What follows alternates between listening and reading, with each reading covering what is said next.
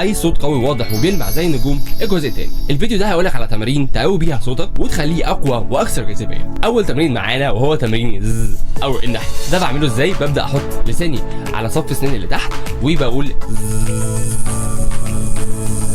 لو انا بعمل كده بشكل مستمر هحس هنا الاحبال الصوتيه بيحصل لها زي زنه كده. التمرين ده محتاج اعمله بالراحه خالص في الاول، وبعد كده ازود القوه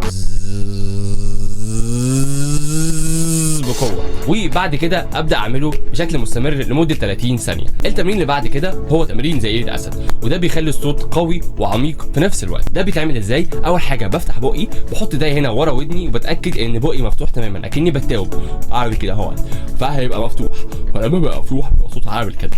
فدلوقتي انا هو بقي مفتوح هعمل كده اهوت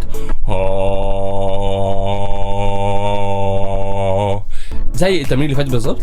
هيكون في الاول خفيف وبعد كده بشكل اقوى.